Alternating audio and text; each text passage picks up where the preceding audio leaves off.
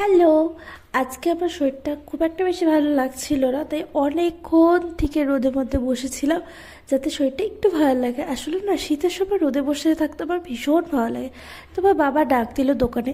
তো দোকানে গিয়ে অনেকক্ষণ বসেছিলাম, বাবার সাথে একটু গল্প করলাম, কথা বললাম, সব কিছু বললাম। আর এদিকে বাবা ফোনেও কথা বলছে। তাও ভাবলাম যে না, আজকে একটু পুতুর জন্য রান্না করি স্পেশাল কিছু। আসলে ওকে তো ওরকম কিছুই দেওয়া হয় না, ও সবসময় সিদ্ধ হয়, মাছ সিদ্ধ না মাংস সিদ্ধ না সবজি সিদ্ধ, সব কিছুই সিদ্ধ।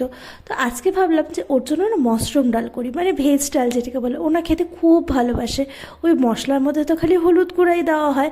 তো আজকে এই জন্য একটুখানি সামান্য পরিমাণে তেল দিয়ে, নারকেল তেল দিয়ে, ওটার মধ্যে কিন্তু একটুখানি জিরে সম্বার, পাঁচফোড়ন সম্বার, তার মধ্যে একটা শুকনো লঙ্কা, একটুখানি তেজপাতা, তারপর হচ্ছে একটা কাঁচা লঙ্কা দিয়ে সব সবজি দিয়ে কিন্তু এভাবে আমি করেছি।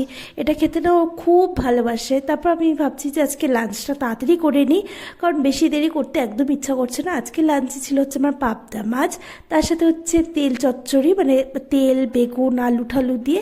তারপর ছিল বাঁধাকপি, বাঁধাকপিটা ছিল মাছের মাথা দিয়ে। তো সবার আগে ভাবলাম যে না, পাবদা মাছটা দিয়েই খাই। আসলে না, পাবদা মাছ খেতে আমার ভীষণ ভালো লাগে। সব থেকে বেশি ভালো লাগে হচ্ছে সর্ষে বাটা দিয়ে, ওটা খেতে যে আমার কী ভালো লাগে যে কি বলবো। তারপরে তেল চচ্চড়ি আমার ভীষণ ভালো লাগে। আগে না তেল চচ্চড়ি খুব একটা বেশি ভালো খেতাম না, কারণ হচ্ছে তেল চচ্চড়ি আগে একবার খেয়েছিলাম, তখন না তিতা লাগছিল। তো আমার মনে হতো যে না, এবার খেলে পরে মনে হয় তিতা হবে তিতা হবে, তো আমি খেতে এমনিই না। কিন্তু একদিন মা রান্না করছে, এত টেস্টি হয়েছিল।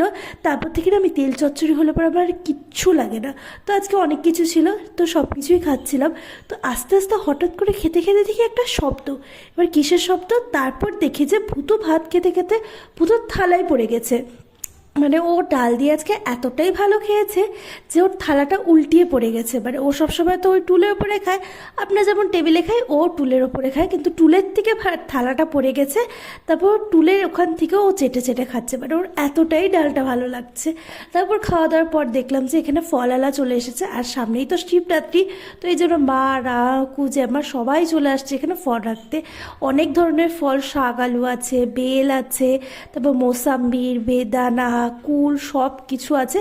তো আমি না এই বছরে এক ফোঁটাও কুল খাইনি। তো আমি বাবাকে বলছি যে আজকে কুল বেশি করে রাখো। আর এদিকে দেখো, কথা বলতে বলতে যেমনি গেটটা খোলা পেয়েছে তেমনি পুটু বাইরে চলে আসছে। আসলে এখন না বাবা একদম পুটুকে বাইরে রাখতে চায় না, যেহেতু ওর ছোট ভাইটা ওই কুকুরে কামড় দিয়ে মারা গেছে। ও তাই না, আমরা সবাই ভয় পাই। তো এই জন্য ওকে বাইরে একদম ছাড়া হয় না। আর যখনই গেটটা খোলা পায় ও বাইরে চলে আসে। আর সত্যি কথা বলতে ওরও বাইরে ঘুরতে ভালো লাগে।